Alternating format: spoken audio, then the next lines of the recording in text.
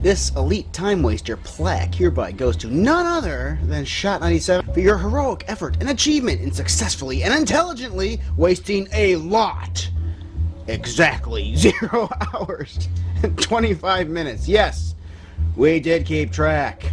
So today I thought we'd do something simple here. Take a look at a little desktop game, appropriately named Dilbert desktop games. It was released on September 30th of 1997 for the Windows 9X platforms. Here we are playing it on my Windows 98 machine. I somehow ran across an advertisement or something of this when I was looking at something else several years ago, and I just had to get it. Just seemed like a novel idea for some little desktop games, and that it is. It is a fun little thing here. Desktop games of all sorts were huge in the Windows 95, 98 era of PCs. I have very fond memories of playing games like Chips Challenge on Windows 95, even the built-in games like Minesweeper and Solitaire, or the pinball game there. They were all things you went to. You loved going to these games when you were bored, when you couldn't think of a more intricate game to play. These are the games you went to. I didn't have this game back then, but I just saw some screenshots of it. I was like, oh, this looks like something I would have loved quite a bit as a kid. Now, in reality, it's really only this singular game here in the entire package. It is just this one game, this Techno Raiders game that is of anything that you can actually call a game. It's just this. This is the only game that is in Dilbert's desktop games. Well, it's the only one they actually put any time into, anyway. And in Techno Raiders here, it's fairly simple. You collect all of the donuts. You have several other characters from the Dilbert comics, or I think there was a cartoon as well. Daniel Stern was the voice of Dilbert. I love Daniel Stern. He was the voice of Dilbert in the cartoon. He is not the voice in this game, however, unfortunately. Now, for a game that runs on your desktop, this is a very good, fun, quick game that you can play. Just collect the donuts. When you collect all the donuts, you can go up to the next floor. There are occasionally some other items that you can collect, electronic items. I'm not exactly sure what these items do. It's like perhaps maybe we can fire on people. I don't know. I've never been able to figure out anything when it comes to his electronics there, so I'm not exactly sure what those do. Now, in my written review, I actually got well above the 100th floor when I was playing this. I got, I don't know, like 112 or something. So I don't know.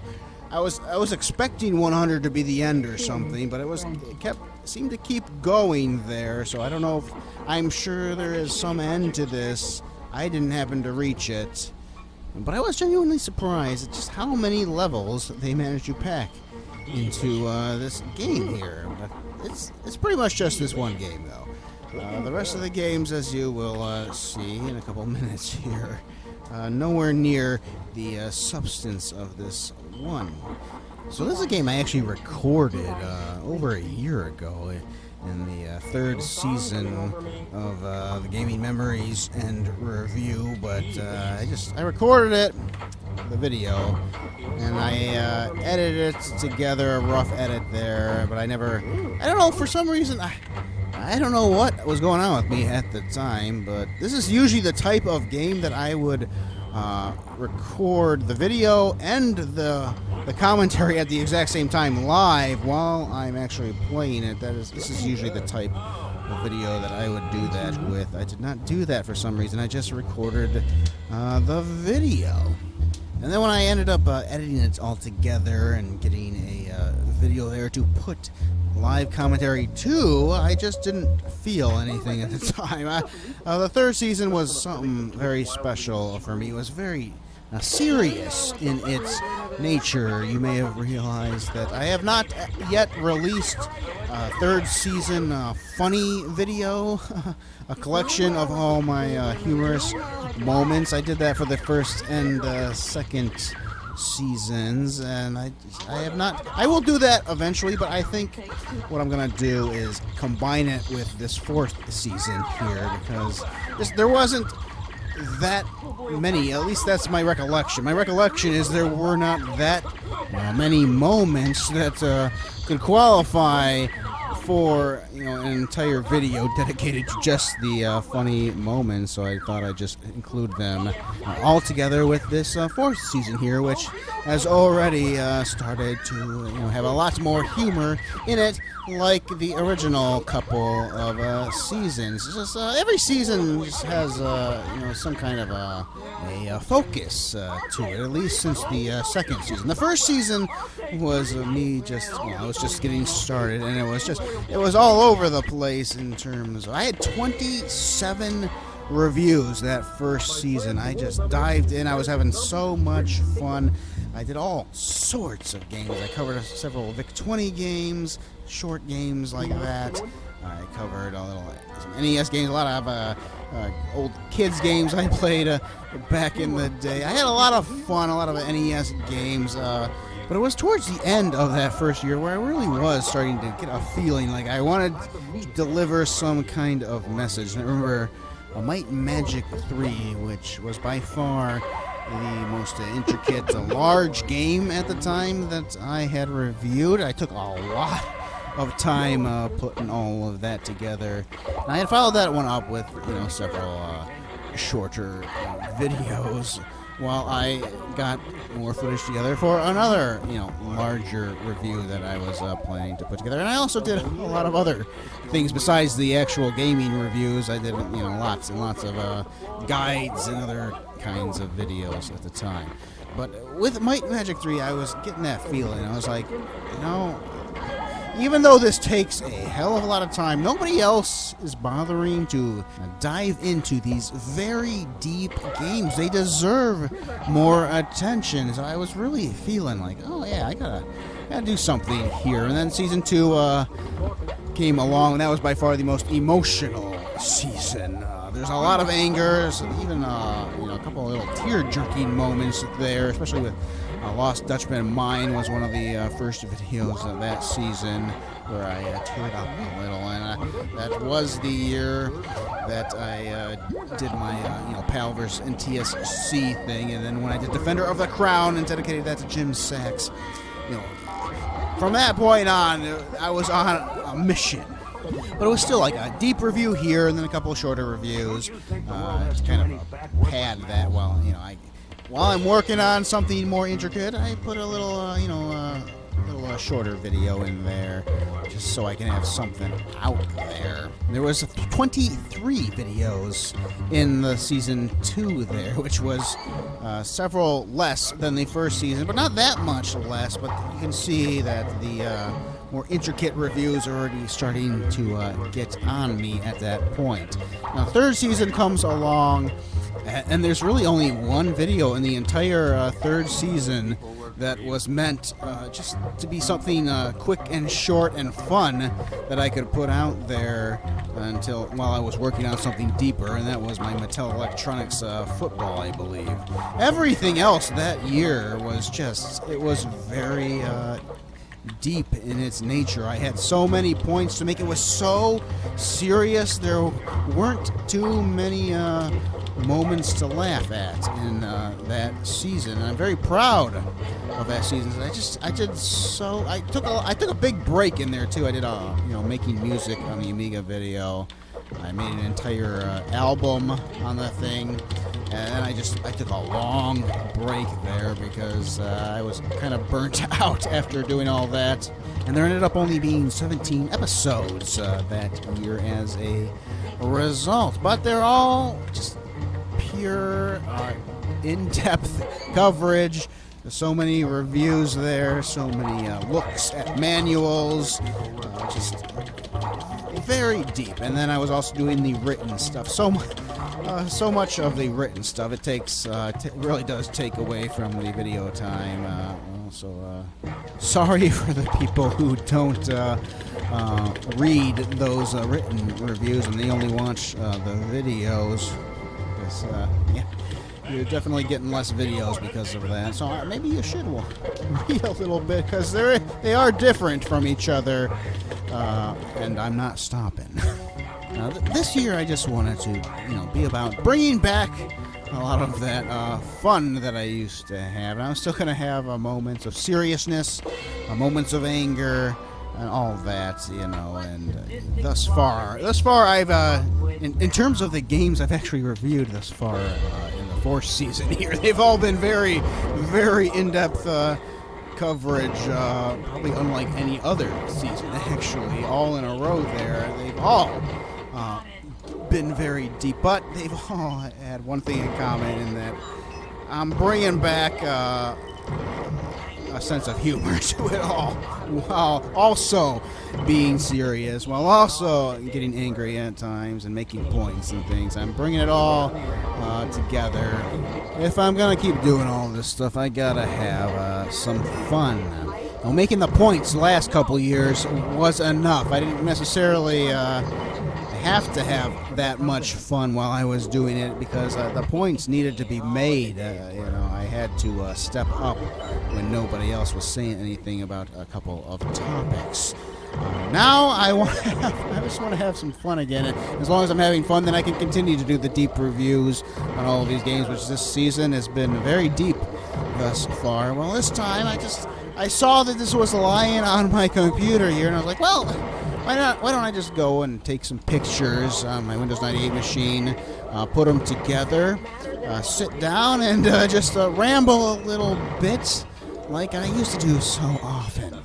I can finally finish this review here, which would not have fit last year. I'm sure of that. It would not have fit in just the overall feeling of last year. This year, I'm trying to get some more humor. This video itself, I haven't. There hasn't been too many jokes by me here, but I'm just letting the video itself because these characters, definitely have some humorous moments to them. I'm not actually reviewing the game so much here because it's several desktop games, for God's sakes.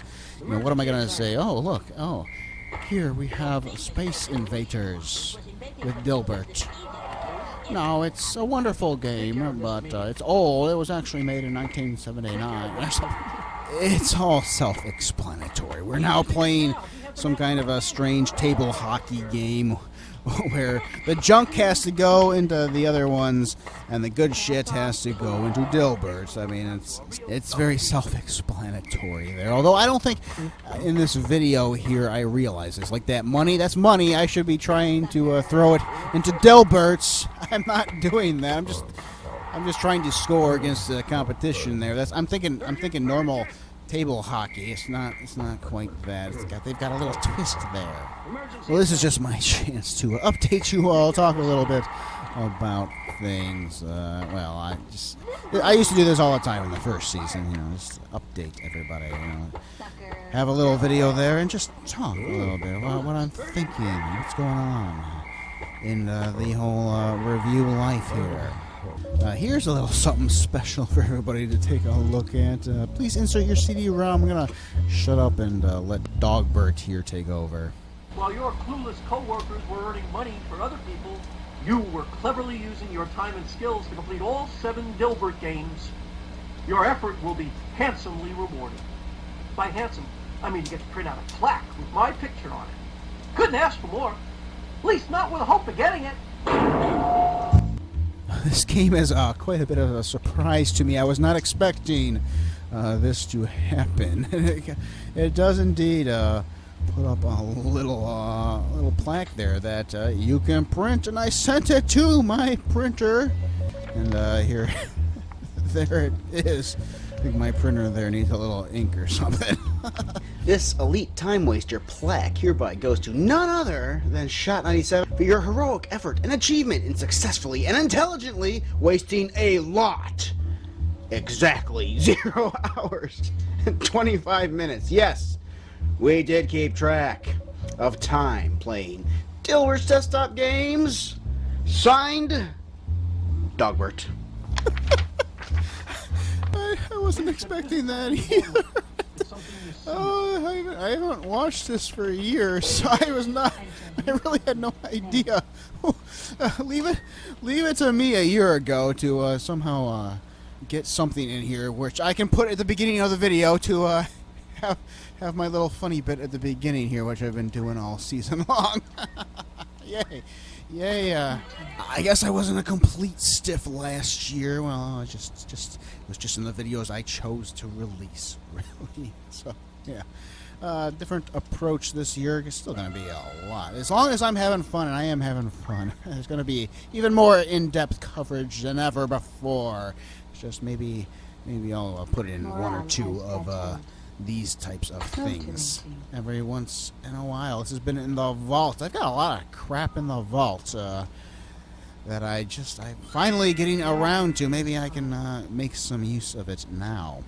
Although one of the videos I'm working on now is a You're Not Stupid guide to power using with the Amiga 500 on Workbench 1.3, which I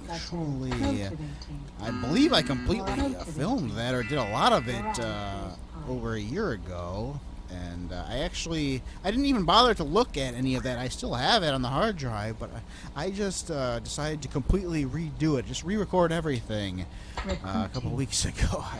So I don't think I'm going to use any of that original footage. I'm just going to start fresh with that particular subject.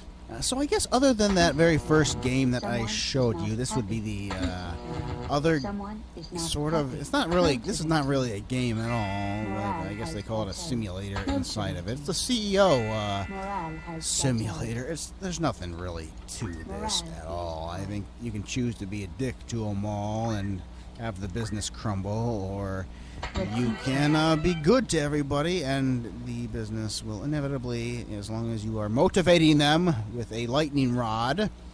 Oh wait, no, that's discipline. You discipline them with the lightning rod. You motivate them by giving them gifts, and you up their productivity by sending Dogbert to give them paperwork. So the business will slowly start earning more money. Once it reaches certain thresholds, it will expand. You can hire more employees, and eventually you will actually win the entire CEO thing here. Now, I did some very minor research on this game. Again, this is not a game I'm going in-depth on. I'm not hunting down all these little reviews and things and showing you all of it. I tried actually to hunt down a couple reviews. I noticed somebody was mentioning PC Gamer, which was a magazine. I believe I had that magazine occasionally. PC Gamer was one of the magazines we had. Now, I tracked down the exact issue, and I believe it was December of 1997 was the issue they reviewed Dilbert's desktop games here, but I couldn't find an actual scan of the magazine from then. There's only a few of those magazines online. That was not an issue that was available. Now, apparently, they gave this game in the 20% range. 20% out of 100. I guess they didn't like it. I could only find a few reviews at all. Just in terms of actual listed scores online. I couldn't find any actual scans, and as far as I'm concerned, if you can't find the scan, then it's not even worth showing. I'll talk about it, but I'm not actually gonna, post any kind of a quote or anything if I can't actually find the actual scan for the game. But from what I can see, there was only like 6 scores listed. There were a couple higher ones in the 80% range.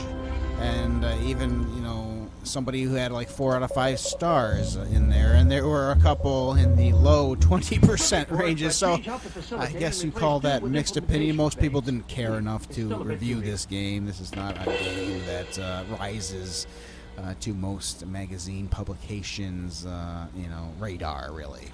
I don't know how you give this thing a 20%, really. That's taking your job a little too seriously, I think, when you're thinking that critically on a damn desktop game. It's just a silly little game that you install and you play on your desktop. I think, you know, it's also made for the worker, the office environment, because it has, what do you call it when you alt-tab out of the game you're playing, and it'll go right to your desktop or whatever. It'll act like it was never there. It has one of those special shortcuts, you know, so it's like the thing was never even running, and then once the boss goes away into his office, you can, you know, press the combinations again and have it running right there. I mean, how do you, like, the first game especially, it is genuinely a good desktop game to play. That's fun with the elevators and the doors and the collecting the donuts. That is genuinely it's worth getting just for that one particular game, and that's probably the only game you're going to continue to play. Everything, for the most part, everything else is very stupid, especially this thing that you see here. I'm just several stamps that you can play on your desktop. Wow. You know, some of it is stupid, but how do you take it that seriously? You're like, oh, yeah, this is 20%. I mean, come on. No, it's a desktop game. It's like giving solitaire 20%. Come on, really? How much time people will spend with some of these desktop games? They just gotta be addictive. That's all they are. In that first game, especially, that actually is addictive. The first game where you're riding up the elevators and stuff. The rest of this stuff is just it's fun kind of to look at it, to dive back into something that there were so many of these types of desktop games back in the day, and it's very cool just to sit here and take a look at it. If you can find this one out there, I found it. I managed to find it. So I mean, yeah, if you got you got a Windows 9X machine running, and this isn't a bad one to have in the desktop games collection when you're bored out of your mind and you have no idea what you want to do. You know, just play a little bit of Dilbert here.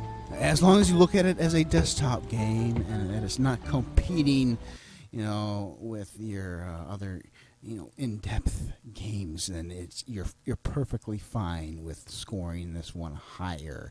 You know, you just have to have a sense of what the game is all about anyway. Since this was a little bit more light-hearted, let's point you towards a couple of the past light-hearted videos. I did one where I was again, like this video, I'm just talking about the State of the Union sort of thing. I did one all the requests, and it was an update vlog, and I played the demo State of the Art there. You can watch that one.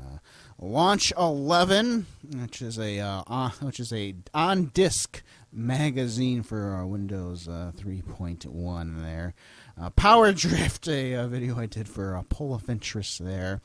And Slam on Windows 3.1. See you all later. Bye.